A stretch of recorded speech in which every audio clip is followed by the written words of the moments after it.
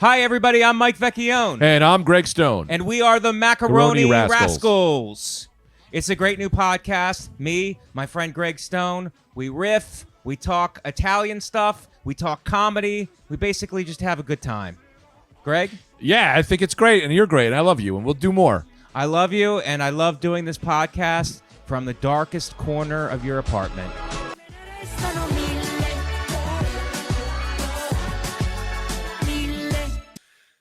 Hello, friends, and welcome to another episode of the Macaroni Rascals. I'm Greg Stone, and this is my good main man, Michael Vecchione. Hi, everybody. Patreon subscribers, those who are a little light, and some of you watching for free on YouTube. Happy holidays. Oh, yeah, that's right. Holidays. The holidays, Greg. Christmas Eve is tomorrow, isn't it? Christmas Eve is tomorrow. I think you nailed it. I think it's a wake-up call for a lot of our fans who are inept calendar-wise. Those are the Greg people, because I had no idea. I asked if you were in town, and you said you were in Florida. I'm in Florida. I said, Tita, why is Mike in Florida? She said, well, Christmas is tomorrow. And I said, when did Thanksgiving happen? I missed the whole thing. You missed the whole thing. And did you think that I was in Florida because of your threats?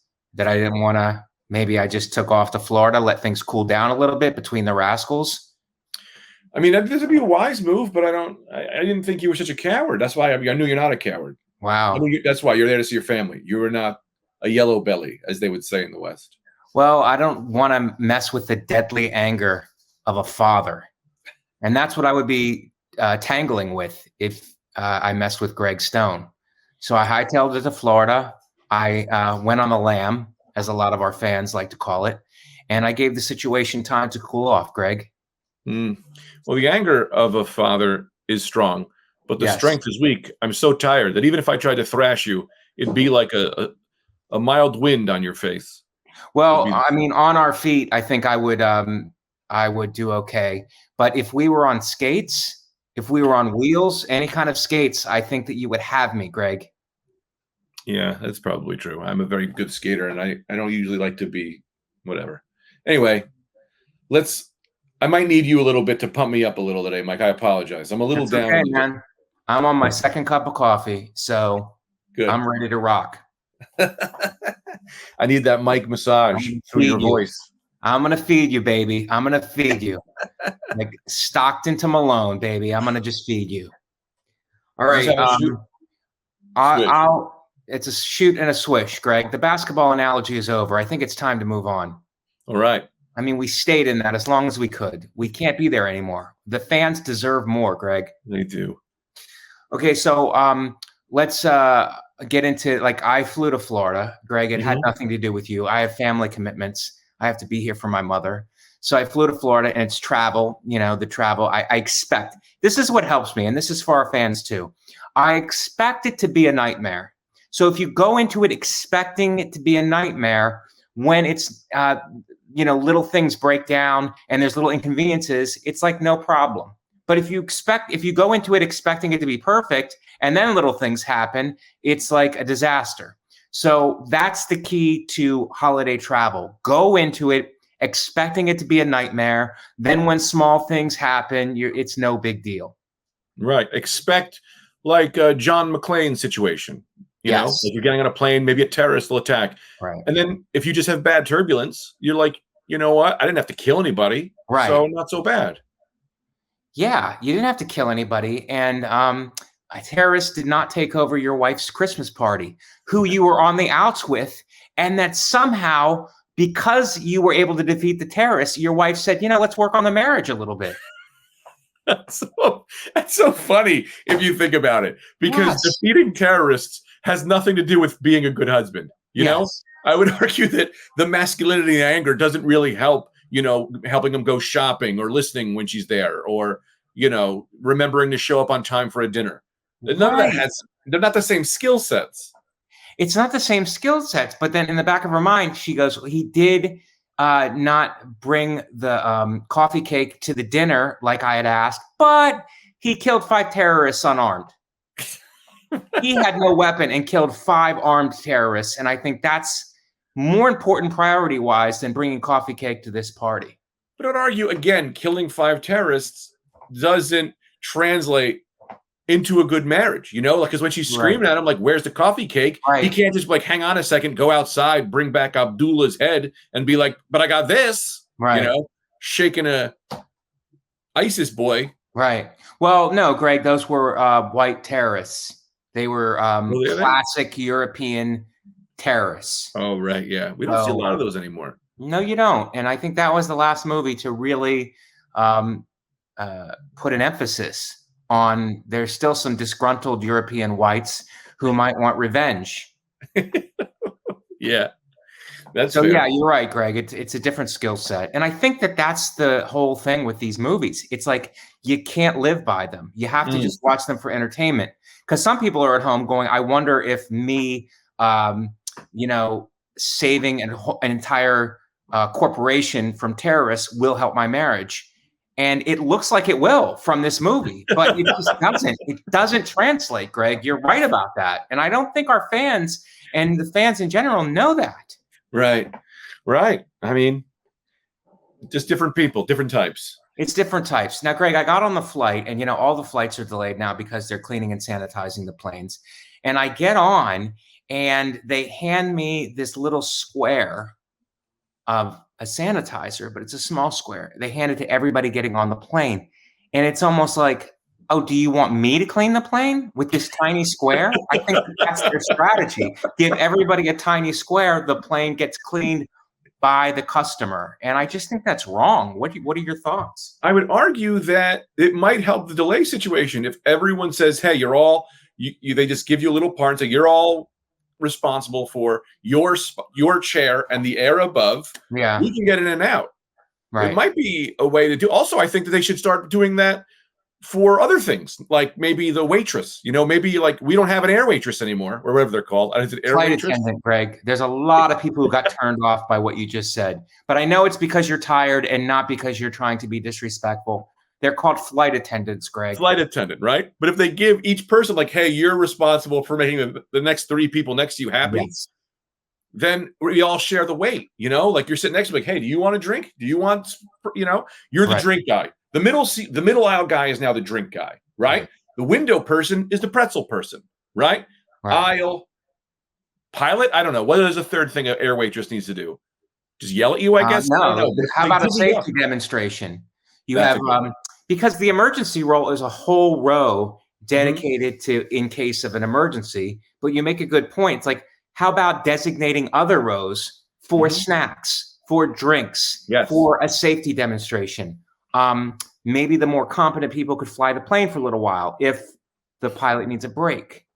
Yeah. It's called teamwork. But then I would like a discount. Would you have a problem giving me a discount on my ticket price? I mean, if I own the airline, I would. But as a patron, I would say 100% we all get a discount. That's how you make flying cheaper again. Right. Not charging me for a carry-on. That just makes me mad. But if I feel like I'm part of the flight crew, that empowers me. I'm with that. I think this is a go team go. So have the little squares thing go. Did you clean your little area? I always I don't open it and I leave it in the pouch in the seat in front of me, and then somebody has to clean that up. Because there's no direction on what to do with it. They're like, here it is. And it's like, okay, now what do I wipe my hands with it? Do I wipe the seat with it? It's like, shouldn't the seat already be sanitized? Why am I doing this? Right. It's like there's no instructions, but they give me instructions on how to fasten my seatbelt, which I already know how to do. I'm not bragging. No. Can I bring something up? Can I bring something to the board here? Sure.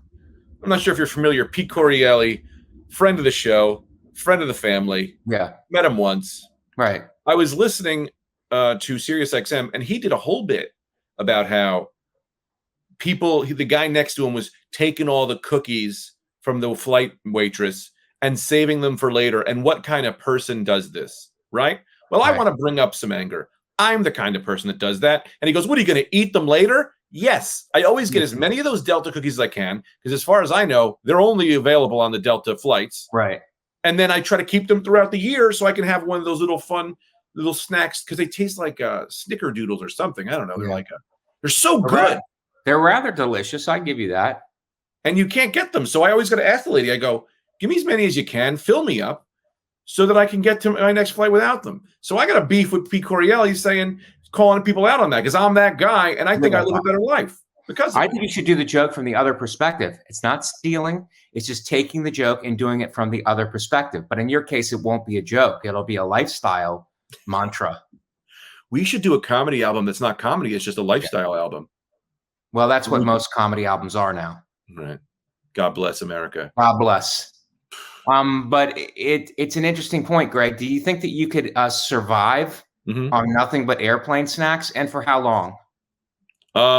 I'm going to put that question over here and answer another question, which is just random, which is you did not ask, but you ever think that when people are like calling AT&T or gym memberships to cancel, the guy on the other line is, the boss is like, you're getting so many cancellations, and they just go, cancel culture. Cancel culture at the gym is horrible. We gotta stop with the that's all I had. That's what came in my head, and I said, let me stop paying attention to what Mike's saying and dwell on this as I just see your lips going, and I'm thinking about cancel culture and the gym membership thing. What do you think? Yeah, that's what they do at some gyms where it's like, I want to cancel, and they refuse to cancel you. They will not cancel. Like, we are not buying into cancel culture. You will not cancel on us. You are still a part of this gym. You're going nowhere. So you can not come in and work out, but you're still going to pay us every month. Right. Yeah, it's pretty great. It's a cult. We should listen to them on how to get away from cancel culture. You need a note from the library saying you're actually moving or wherever. They maybe no, they don't accept any excuses. They just go, you're still in. We don't care.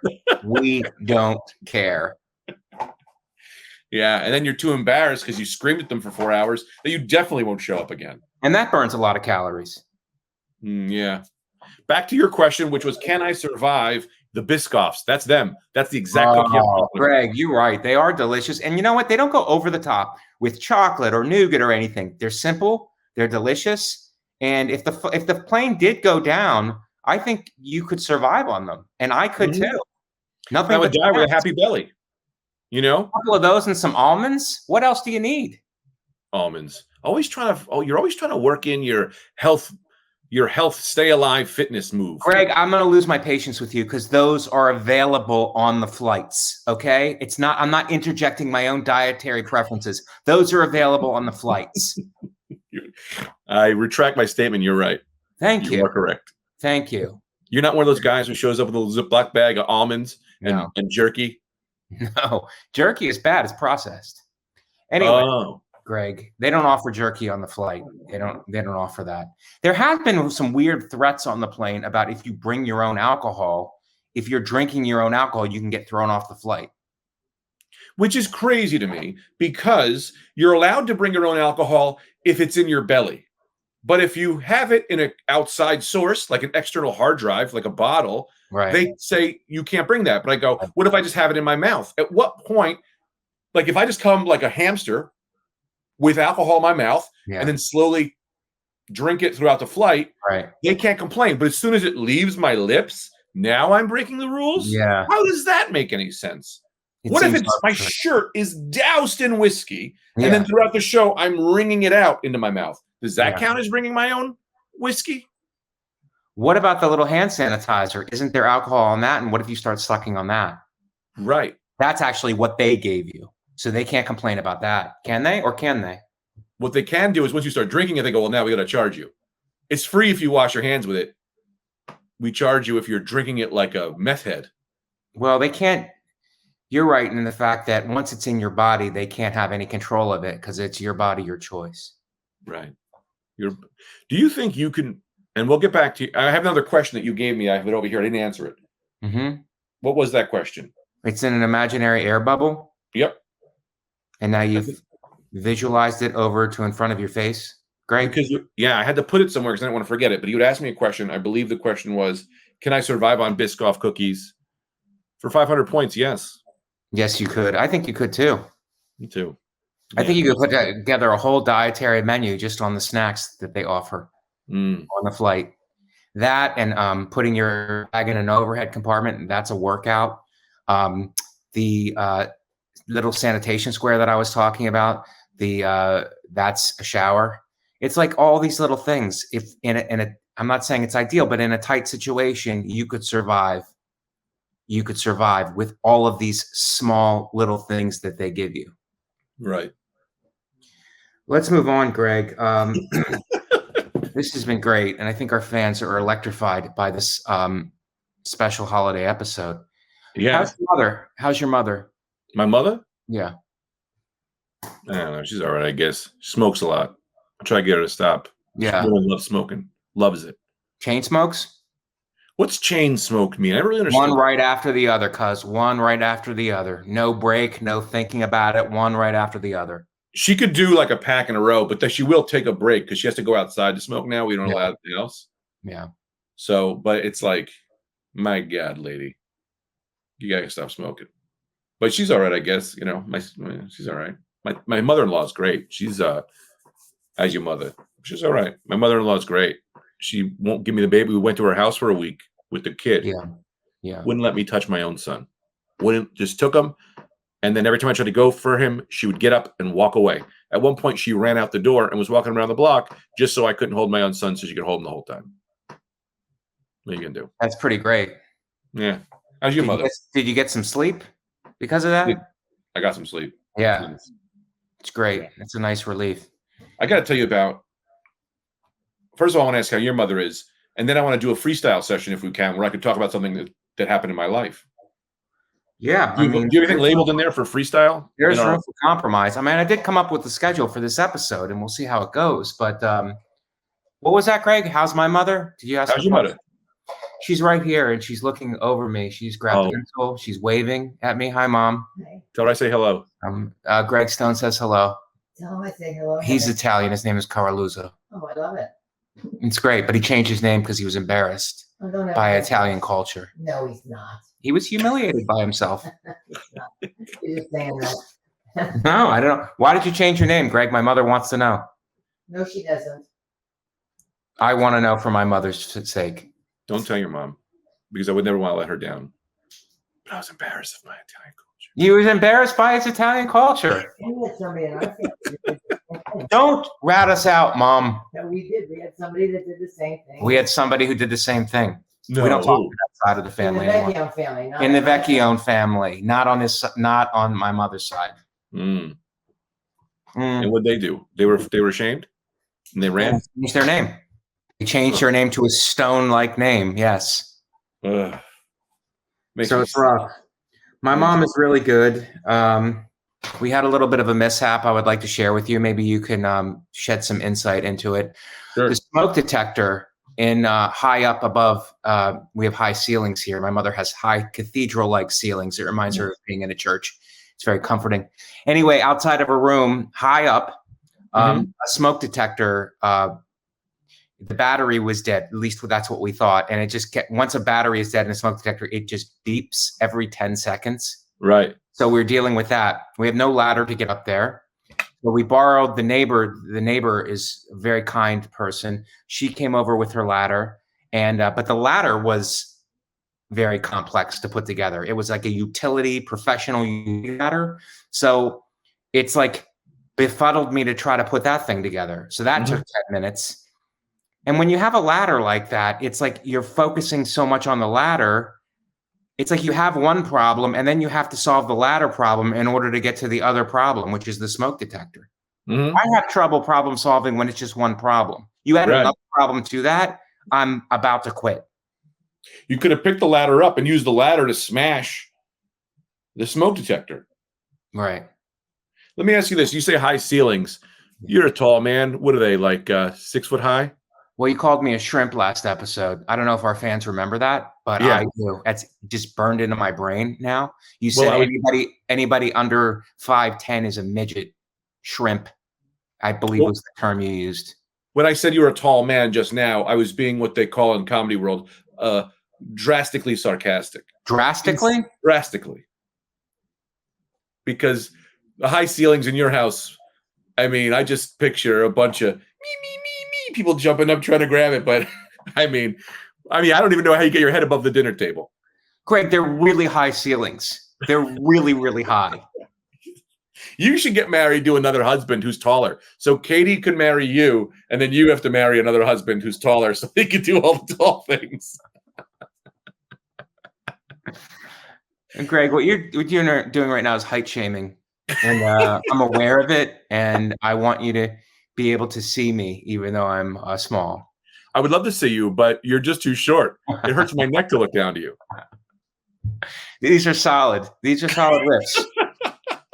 Now, Greg, we finally figured out how to put the ladder together. The neighbor did. The neighbor she put it together, and with my help, I was the assistant ladder person, and we put it up, and then I changed the battery, got down. It stopped beeping. Everything was great. We folded the ladder up, which I did it the wrong way. She had to have her son unfold it and then put it together the right way. I helped her carry it back to her apartment, which is next door. And then, problem solved. Until 3 a.m, the thing started beeping again. Oh my God. So we had to call a handyman. He came with a regular ladder, not a sophisticated utility ladder. And he just took the whole thing down. Right. Yeah, and we had to. And when he did that, did he just reach up and grab it? Are you calling his ladder Nike sneakers? There was a real ladder involved, Greg, and it was high up. So that's my story, and that's my story. That's a thing that happened to us, and that was the problem is solved now, but it was to have that little beeping sound go off every 10 seconds. You don't realize how torturous that could be. It's almost worse than a fire, is a beeping sound every 10 seconds. I'd like to rename that segment Riveting Tales by Mike Vecchione.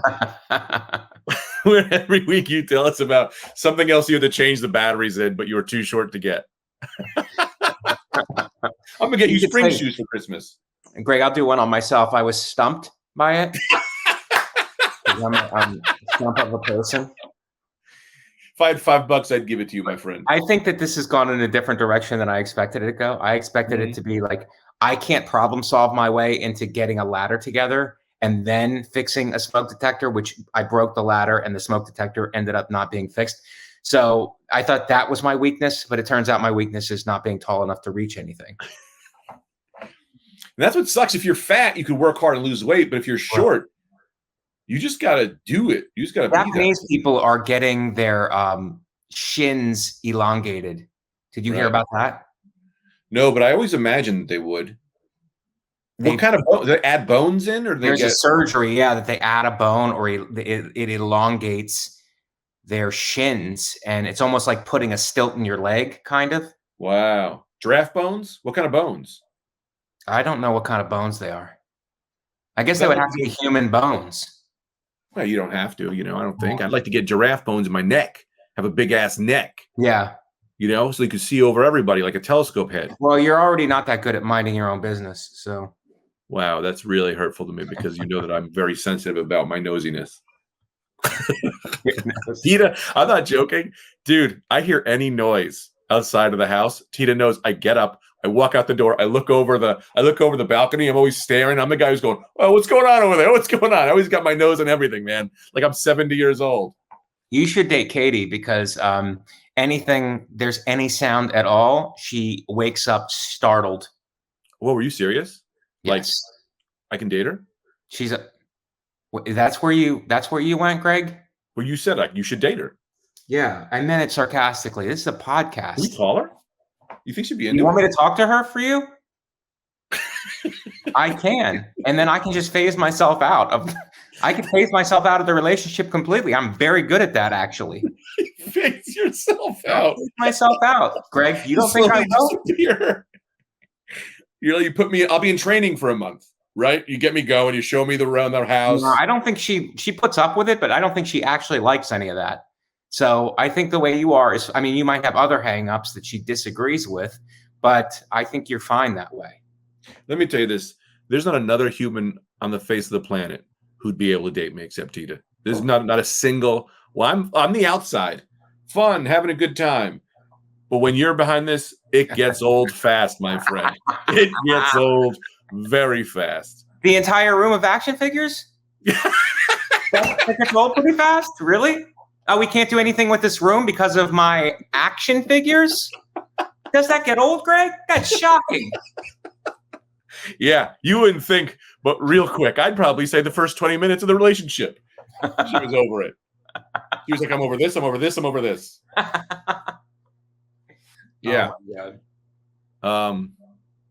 So Greg, that's how my mother is, though. My mother is, that's the after bilateral tibia. Hey, Mike, what is it? What are they putting in their shins in order to elongate them? What is the material?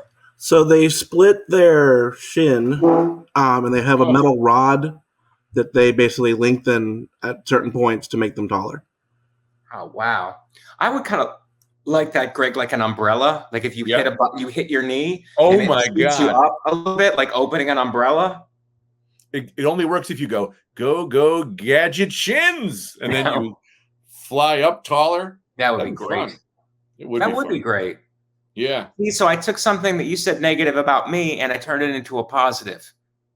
That's what you're good at, man. I wonder if my SAG health insurance will cover it. Yeah, right. Well, I mean, if I was taller, I could be a leading man. I'm not tall enough to be a leading man right now, but with these shin implants, maybe I could be a leading man. Tom Cruise ain't tall enough. Most leading men are not tall enough. That's great. You know what I mean? If you're short, you have to be a Scientologist, though. Yeah, well, we could transfer. We could transfer our credits from Catholicism. We should go to Scientology. Like, do our Catholicism credits transfer here? I wonder if our credits transfer, Greg. That's what I just said. I'm repeating it for emphasis. That's what podcasting is now. You repeat things for emphasis. In case the fans are doing something like folding their laundry and they walk out of the room, they'll be like, what did Greg say? And then it's like, oh, good, Mike repeated it. I just started doing that in comedy. That's like a classic comedy rule, which I never really used, but now I do. I'll do a thing where I'll go like, my wife, so I went to the store the other day. I went to the store the other day. You know, I just keep repeating it. Yeah. Makes the bits better. Well, I did that on my... People are crazy. Black people are crazy. Chris Rock, known for that. Yeah, right. I did it on my Comedy Central half hour. And I would say the premise, and then I would say it again for emphasis, and then I would continue. And one of the comments was, this guy sounds like a gay robot. You know what you should do for your next special? You should hook up a little smoke machine behind your neck and then go and just be like, so I went to the store the other day, then hit the smoke machine, have smoke come out of your head. And then people go, is the robot malfunctioning? In the middle of a completely normal stand-up set, have this one insane joke where you have props that makes you a machine. That'd be so funny. That would go viral, Greg. That would go viral. And I would be a big draw from that. Then they'd expect it every time. At what no, it's the one joke malfunction. Well, no, I think at the end, the reveal is he's been a robot the entire time. Every time you should have different wires that come out. That would be fun. Human smoke detector. Uh-oh. What's that? What? New York City heaters make the craziest noises. Oh my God. I don't know if people know about that, but this thing just went on and went, yeah. It's like, that sounds like a... My radiator sounds like a child screaming. Yes. Yeah. That's not even a exaggeration. I've heard those. Like, yeah. Oh my God, can I tell you what happened to me yesterday?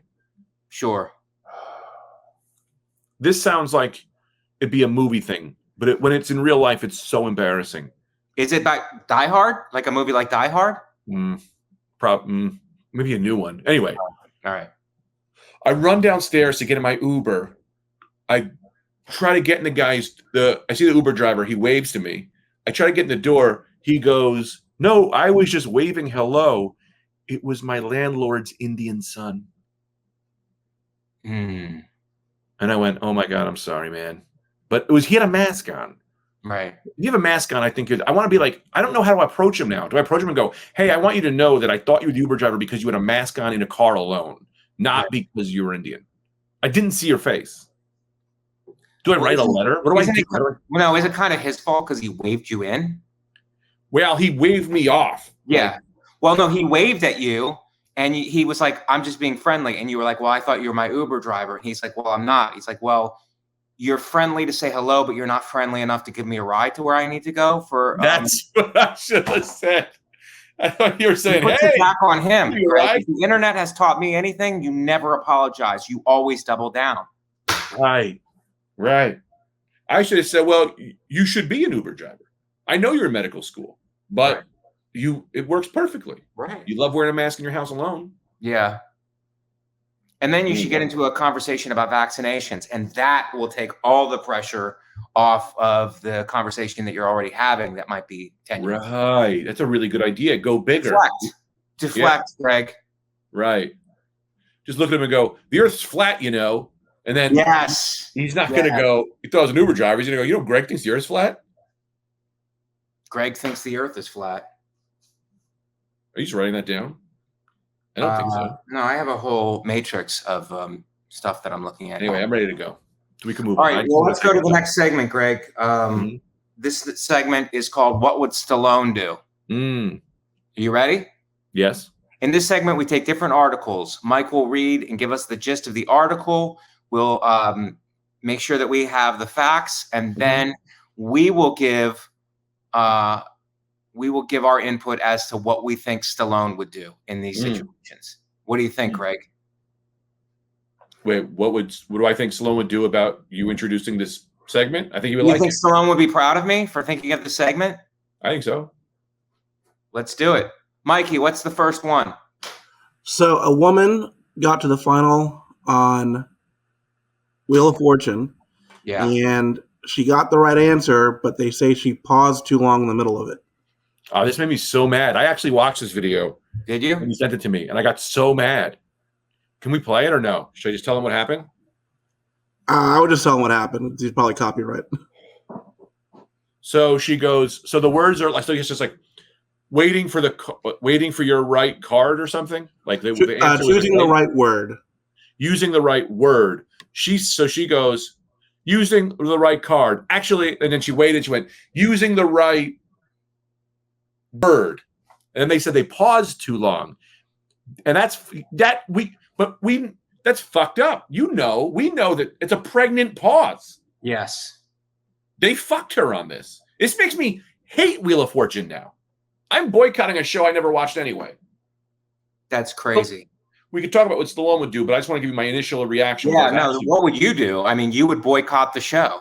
Oh, what I would do would flip a chair. Stallone would not boycott anything. Stallone would get a rig, a la the movie Lincoln Hawks, Over the Top. It was a good arm wrestling movie. Yeah. And I'm going to reference it. And he would take his rig and he would drive it through the set of the show. Toot, toot. Yeah. There we go. Toot, toot. What's the word? What's the phrase? Solve the puzzle. Over the top. That's the phrase. And he would drive his truck right through the studio audience. That's what Stallone would do. Greg, what would you do? Something like a boycott or something? What I would do if I was Stallone is I would immediately punch Pat in the face. His face explodes in blood, and I go, "What does Pat say now, Jack?" That's what do you say now, Jack? You know, I would have done it. Greg, I would have done the same thing, punching him in the face. His face explodes, but instead of what you said, I would go, "Pat, say Jack," more like Pat, hi Jack, and I would take the audience. I would kidnap them. And the movie ends with them not even being rescued. Right. Yeah. Look more like Pat dead Jack. Yeah. Pat carjack. Carjack. Or I would do is I grab him, pull his pants down, aggressively masturbate his body, and go, looks like Pat say jack off. That was a long. That was a long, but from downtown. Okay. No, that was. You miss 100% of the shots you don't take, Greg. Yeah. So that was great. That's a great one. Mike, let's go to the second article. All right. So in 2018, Trump banned cockfighting in all U.S. territories. Right. It was already illegal in all our states by each state law, but certain territories were still doing it. And our territory, Guam, just lost their appeal, saying that it is not a cultural practice, that you can't keep doing this just because you've been doing it for so long. Who's the Can you guy? even go to Mike? Guam for a cockfight now? You can't even more. No. Well, I understand that banning it in the States, but what about our territories? That's what our territories are for, to do the things that you can't do in states. You bring up a very good point, Mike, because I was going to say, who's still fighting to have cockfighting? But then, of course, that's what the territories are for being a little bit looser. The territories are a little bit looser, Greg. Yes. The territories are widely known as Casual Friday. Yes, it's Casual Friday for the states. You go to the territories to unwind a little bit and maybe see a cockfight. Maybe scream in a movie you wouldn't be allowed to here. You know what I mean? Like, do some stuff, smoke inside. The territories are known for this. Right. Yeah, you gotta get a little dirty. I also loosen up the sexual harassment laws out there. You know, nothing crazy. Right. But no one's gonna get mad if you do a little hey baby when you walk down the street. It's No the one's outer gonna get rim, mad, as Michael Greg. said. No one's going to get mad if you scream, hey, baby, at people walking down the street. One state it should be where men should be allowed to be men. You know what I mean? Yeah, just call it a territory. That way they don't lose the state's rights. There's no kind of whatever. It's like, what is a territory anyway? We have a loose affiliation with the United States. It's the United States. We're all on the same page. The territories aren't part of that. They're loosely affiliated. Right. Yeah, I mean, this is a big loss for freedom. It's a huge loss for freedom, Greg. And, I would insist that there was social distancing if you were at a cockfight. Right. But I don't cancel a cockfight over that. Whoa, Vecchione. What? You think they also banned monkey fights? I would hope not. I would expect there to be an article about it if they did. I mean, what are we doing if I can't go to a place and watch some primates hit each other with sticks? Monkeys know how to use tools. They're way better fighters. Right. But it starts with cockfights, and if you think that's the end of it, you're wrong, because they're going to go to monkey fights, and then they're banning boxing and UFC next, and then spelling bees. It's like anything competitive, they'll ban, and it starts with these cockfights. Oh, God. Now I bet I can't even eat. I get you can't eat people while they're alive, but the outer territories were nice because you could eat dead people after they had already passed. It was a nice place to be. That's where cuisine thrives. Yeah, but it's not like we're endorsing that you eat people. It's just like something you could try. You could try it. Try it. Just to know. Yeah. And Italians would probably be, I want to eat what are you in the mood for tonight? Italian. It's like it takes on a different meaning. Right. Yeah. Well, what do you think Stallone, so that we could just keep in tone with the segment, what would Stallone do if he was in one of these territories and the government banned cockfighting? What would Stallone do? String several cocks to his body, hundreds of chickens on his body. Then he would start fighting the government with the roosters. Yeah. Roped to his body, like the ultimate, like a Power Ranger Megazord of cocks, and then he would take. And then the government would have to kneel, like an Expendables type situation. Go into the White House in a rooster suit. Okay, Greg, there's a lot of great ideas there. A lot. I think he would drive a truck. Through the government building, Lincoln Hawks over the top. Drive a truck through they're having a meeting about it. In the government building in Guam. He drives his truck through the government building. Yeah. And then arm wrestles all of the representatives. Wow. And what does he say when he wins? What does he say? Yeah. Cockfighting is legal. I'm the new president. That's the catchphrase. Yeah. Cockfighting is legal. Yeah. Not looks like the hen came home to roost, or what they say. Take your cock out of your pants. Greg, I don't know. There's plenty of time for catchphrases, but it's important that we're on the same page as far as policy goes in terms of what Stallone would do. Let me ask you, do you think it's also illegal for me to get 50, 60 birds, tie ropes to their feet, and try to see if they can lift me off the ground? Oh, wow. That's called levitating at some zoos. Yeah, bird Yeah. flight, levitating. Yeah. That's how Copperfield was able to act. The people don't know this. David Copperfield actually made a locomotive levitate in the 80s on TV. What they don't know is that it was 1,000 birds in the air that all helped David, because everyone knows birds listen to David Copperfield. Birds he are has mastery over and the birds. birds actually do listen to Jews. So you heard it here first. Right. Or last. Mike, is this a message for me? Oh no, that was Greg read that earlier. The Outer Rim. Oh, okay. Let's move on to the next article in terms of what would Stallone do? Right. Well, this next article, during the after the tornadoes in Kentucky, an office cat by the name of Sonny Hoot Gibson was found in the rubble 9 days after the tornadoes. Sonny Gibson, the cat, survived all of those tornadoes? Mm-hmm. Yeah. I don't believe it. You don't believe it, Greg? Oh, wait, I'm sorry. The cat's name was Maddox. Sonny Gibson's who found the cat. Sorry. Oh. Yeah, see? I told you. I knew something was off there. What I don't let me tell you this. That cat survived it. Let me ask you this. You have to ask yourself, who caused it then? Suddenly this is the only cat alive? I think you got to bring him into Mike Vecchione Investigates, get the hot light on his face, see why he survived. Do you think he put other cats and other animals in danger so that he could live? I think so. I think there needs to be an investigation. It's weird when you only have one survivor. That's pretty true, Greg. But how do you think Stallone would approach this situation? Would Stallone adopt this cat and make him a household pet? Maddox? I think Stallone Maybe would like a stepson, Greg?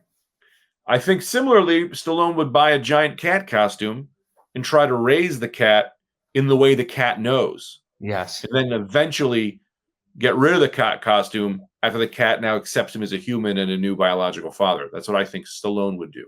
That's what do you deep. think? That's deep. I wasn't going to go that far. I just think that Stallone would adopt the cat and raise him. Really? Maybe to raise him to fight other cats who have also been victims of natural disasters. Can I add one more thing? That cat is a victim, Greg. I also think during the hurricane, Stallone would drive a Mack truck into the hurricane. Yes. Save the cat, wrestle the hurricane. Yes.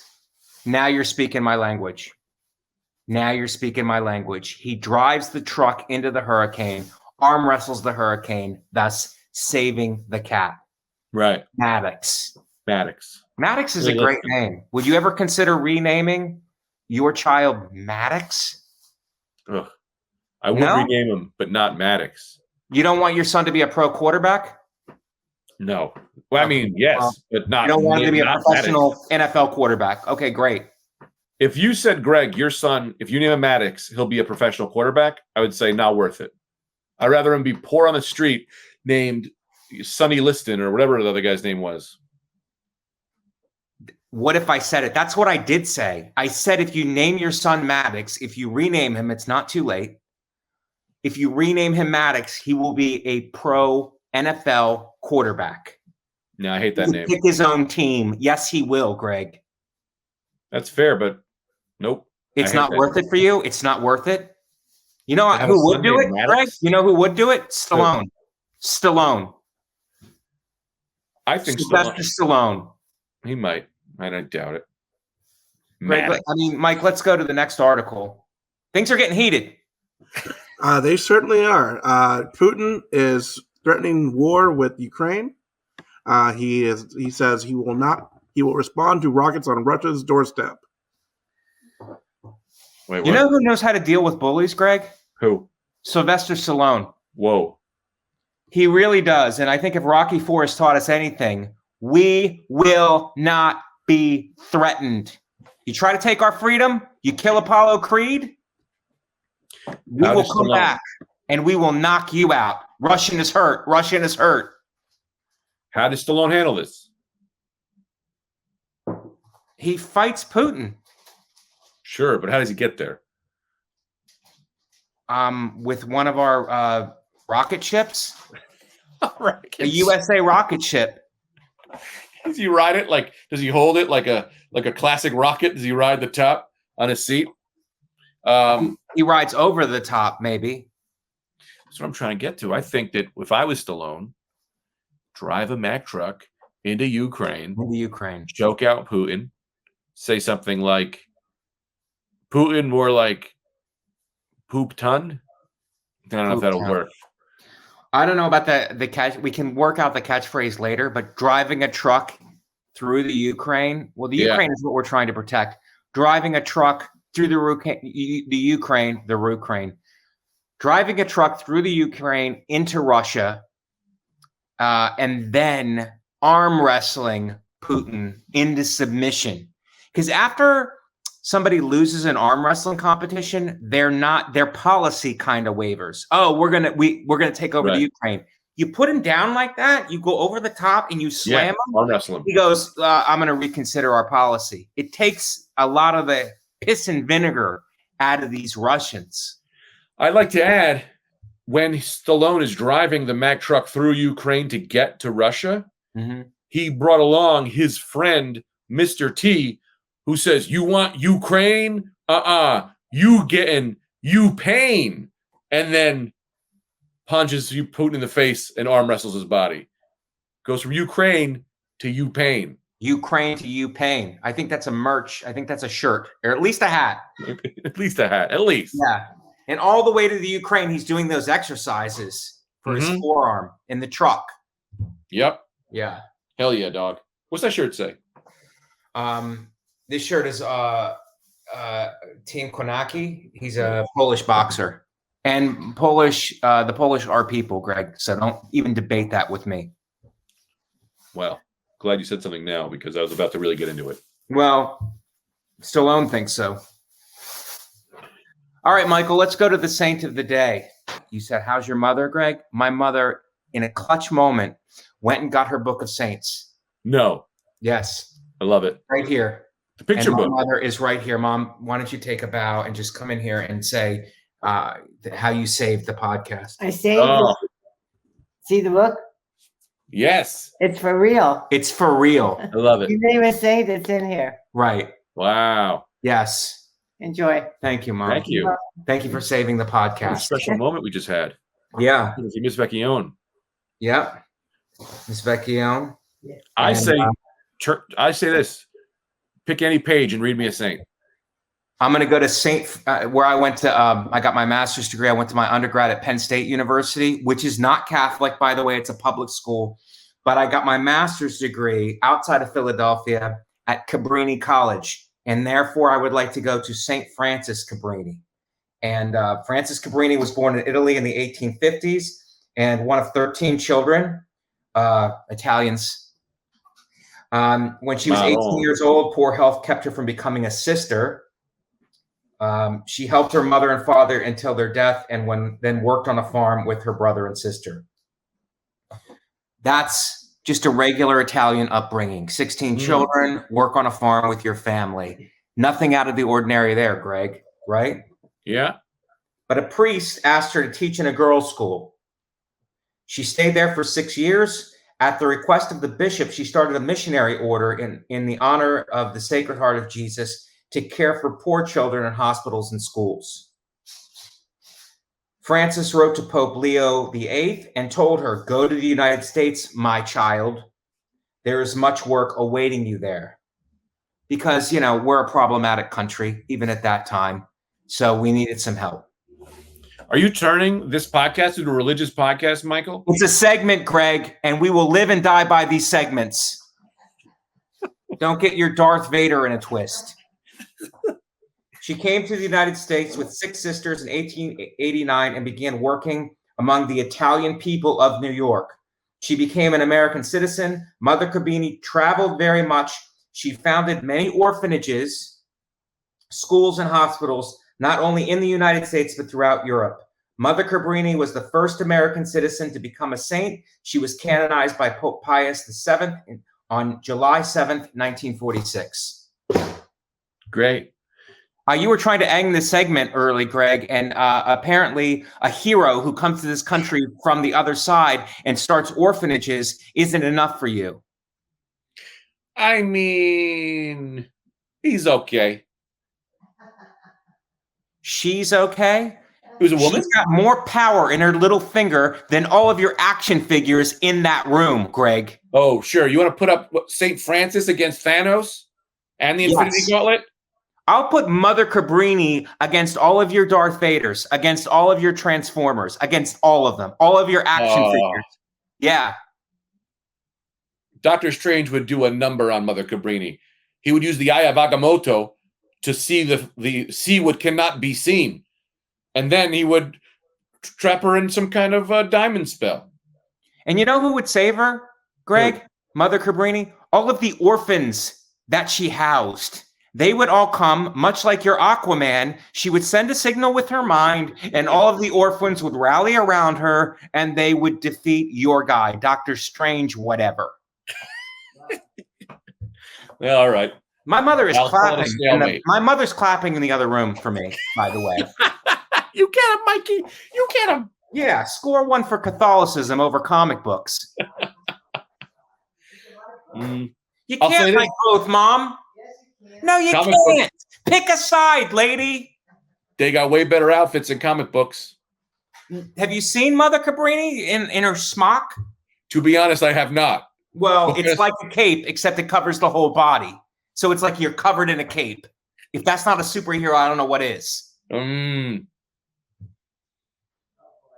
Greg, let's take the same energy into the next segment. Great. Complaints of the week. Do you want to go first on this one? What's your complaint of the week? You go first.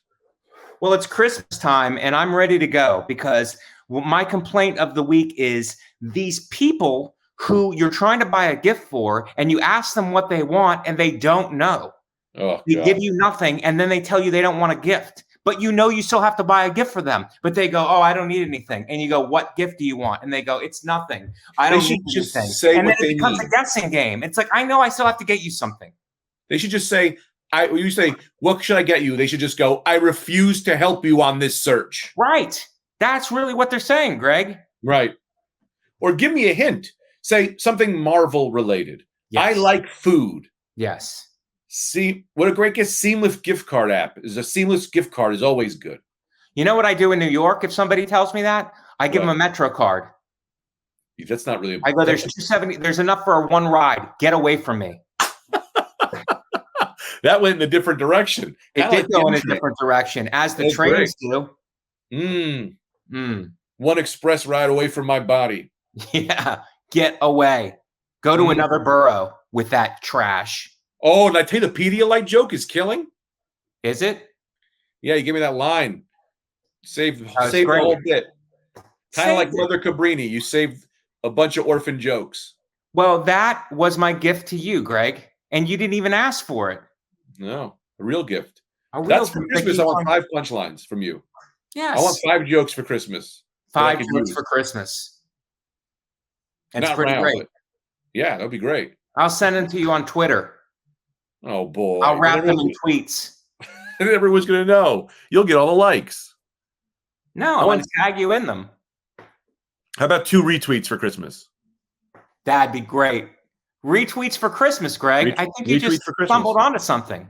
I think it's a good idea. You drunkenly stumbled onto something, Greg. Drunkenly.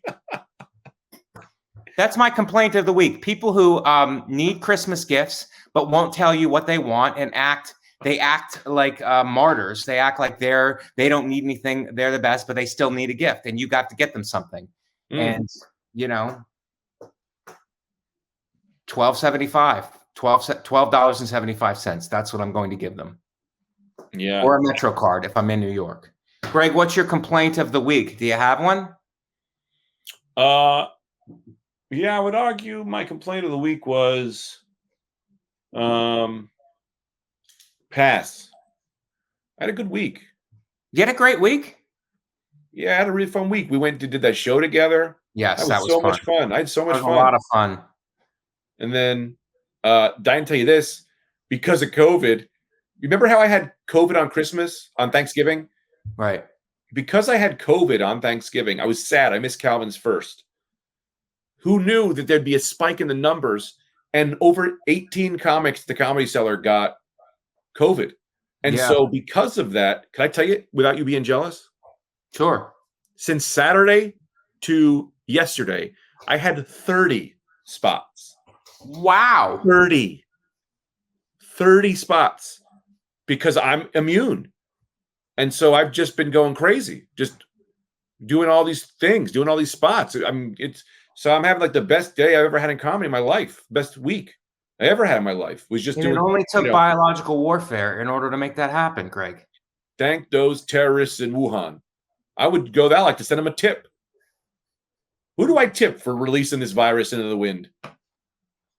That's how you catch the guy, right? When they go, how'd this thing go out? You go, does anyone know who did this? Because I'd like to tip them. And then the guy goes, oh, I did it. Then you arrest them. Yeah.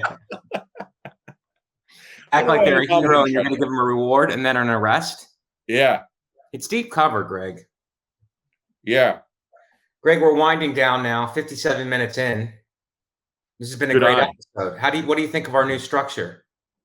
I would like to go to a structure where we do this. What if you found out that we were never putting any of these online and this was just my trick to get you to be my friend? Just do an hour a week where you had to be my friend. I would be flattered and then furious all at the same time. I would hug you, then punch you. Hug and then punch. I'd hug you too strong. Hug. Then I'd give you a little bit of a knuckle sandwich, which is popular this time of year. My thanks of the weeks, because I know you're going to be negative and complain. I want to give a thank of the week. My thank of the week is for you for coming up with this fun new format. But I do have one note. What? One note for next week.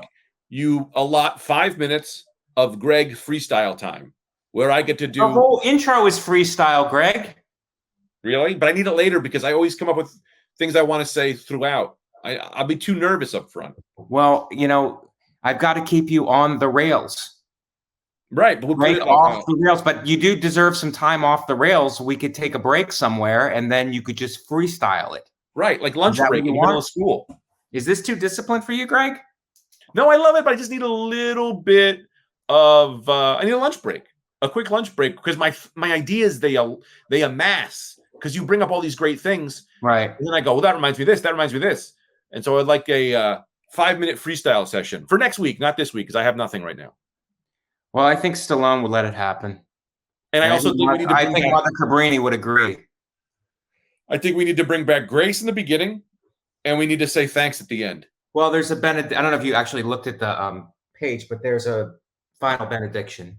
This I like. I didn't get to the bottom because I was in the shower and it short-circuited my phone a lot like when you got short-circuited during your special last time. Pretty hot. I can't believe you don't read in the shower. I do all the time. Greg, let's go to this day in Italian history. Oh, I love Michael, what happened on this day in Italian history? This day in Italian history, F1 racer Michael Alboreto was born back in 1956. That's awesome. He's a race car driver, and he drove Ferraris, if I'm not mistaken, Michael. That is correct. Yes. So we've got a race car driver on our side. Greg? Yeah, that's a good one. Yeah. Oh, Mike, I forgot. I found your healthcare thing. This is a dumb joke that I couldn't even get the words out. Man, this joke is failing. Here it is. It's a wrench. So if you're not feeling well, I'll tighten you up later. When you see a doctor, does he just oil you up? Oil can. You should say that in the middle of your set. Oil can. And someone comes and oils you. Mike the Robot, as a stand-up comedian, could be a side project that we could work on and it'd be very funny. Mike the Robot. And after every joke, I smoke from my head smokes. Yeah, I think we should get a bunch of rooms that you would never do now as Mike Vecchione, old school rooms. And you go, hey, you want me to come? And they go, yeah. And you go, I forgot to tell you, I'm coming as Mike the Robot. And you do all Mike the Robot bits. Right. And I come and I oil you up and I work you out. And then you smoke at the end. Shut down. Too much input. I start saying things that don't make any sense. But that's my normal act. All right. Well, also, Carla Bruni, former First Lady of France, was born this day in 1967. And director Dino Risi, the film director who helped find Sophia Loren, was born this day in 1916 in Milan. A lot of good things happened in Italian American history, Greg. Yeah.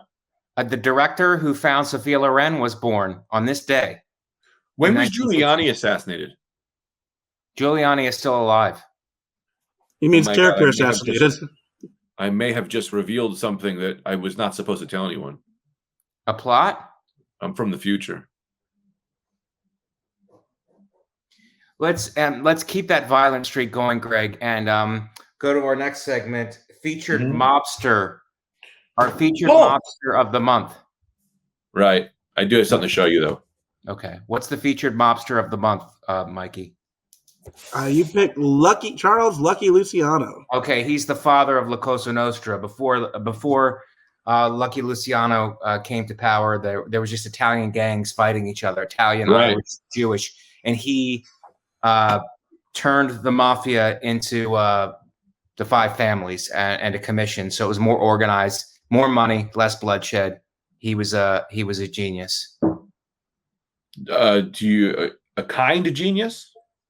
He was an evil genius. Right. I mean, it's evil, but he organized the modern day mafia. Wow, that's exciting. But I also, Mike, do you have there why he was why? First they of all, called him you Lucky? know the mafia I doesn't kind of know exist. why they called him Lucky. The mob doesn't exist, Mike, and you know that. It's all made up to insult the Italian people. It's all stereotypes. Well, this is all alleged, Greg.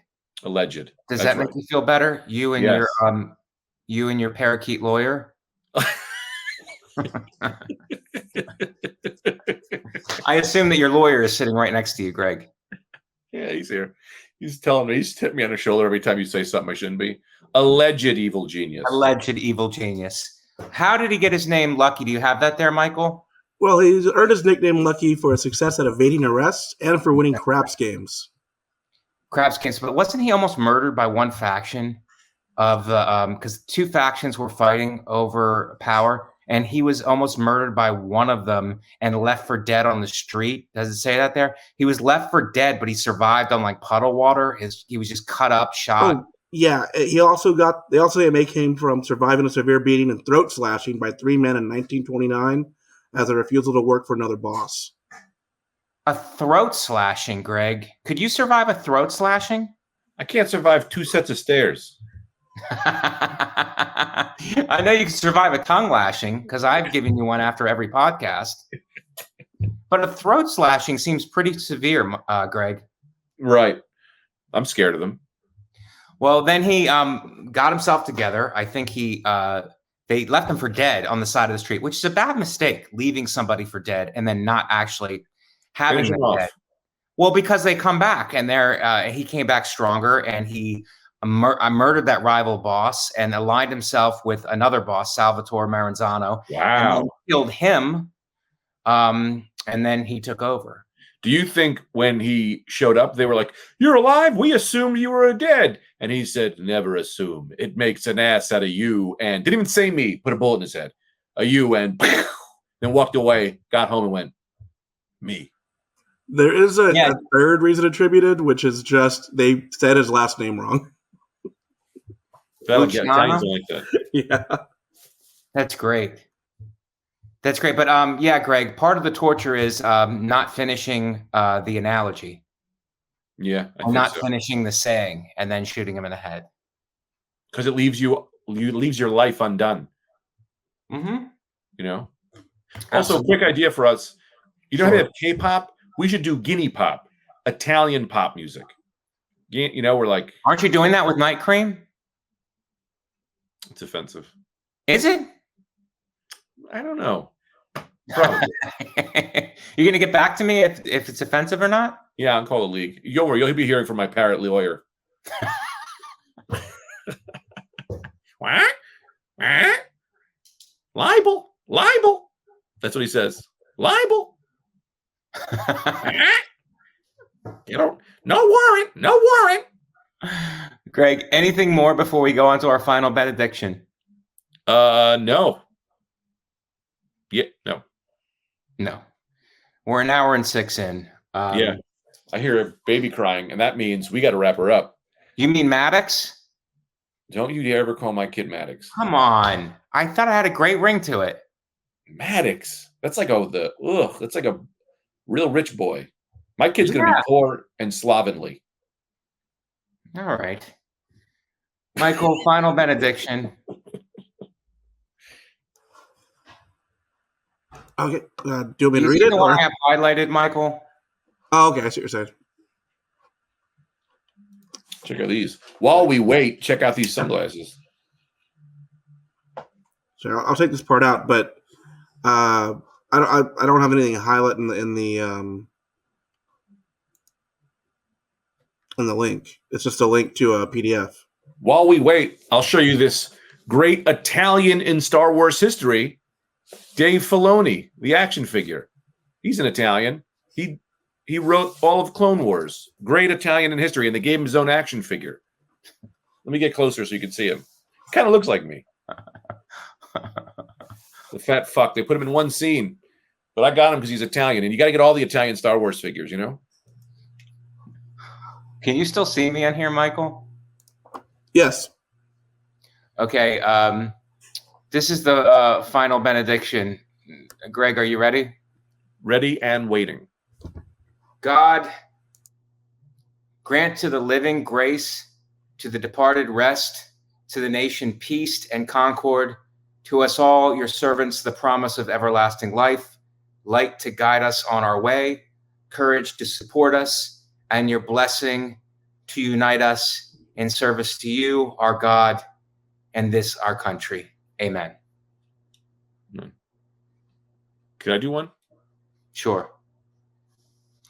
Dearest God of height, why have you smited Michael? He is a good man. He did not deserve your wrath. Why couldn't you just give him an extra 3 inches? It wouldn't have been that much work. Anyway, I know within your eyes you have nothing but love, and whatever you have done will be revealed in the final hours. But it's hard to believe when I look at such a good man like Mike have to be so short that he can't even reach the fire alarm. But he's alive with us now, so maybe that was within your grace. In the name of the name of the length, the width, and the height. Okay, great. That was a great one. I would like to do another one now. Dear God, thank you for giving Greg 60 spots over 2 days. And but why did you have to kill so many people so that Greg could have spots? I mean, please make it so that Greg's career does not rely on half of the industry being in the hospital. Please continue to bless him and his family and his career. Amen. Amen. In the variants we trust. In the variants. To the Delta, to the Omicron, to the South American, to the bird flu. Amen. Okay. Greg, final thoughts? You want to take us out? No, I final thoughts is everyone have a happy, merry, safe Christmas. For real. Be safe out there. Spend time with the ones you love. And also donate to our Patreon at www.com, Patreon/when the winds change. I don't know our Patreon. Someone needs to tell us maybe our Patreon. Michael, what's the Patreon so that our fans can contribute? Macaroni Rascals. Yeah, just throw that in Google. Yeah. Macaroni Rascals, Patreon. Patreon.com/Macaroni Rascals? Yes. Yes. Patreon.com/Macaroni Rascals. Thank you guys for contributing. And thank you for those who the envelope is a little light. And thank you for subscribing and watching. Please subscribe and watch on YouTube. We're striving to make this the best pasta-related podcast that is on the internet and on Patreon. Keep it al dente, folks. Keep it al dente. Set the table. The macaroni is ready. There it is. Patreon.com/Macaroni Rascals. Let's do it. Let's take over the dinner-related podcasts. For Greg Stone, for Michael V. Suarez, I'm Michael Anthony Vecchione. Thanks for joining us. We'll see you guys next week. Happy holidays.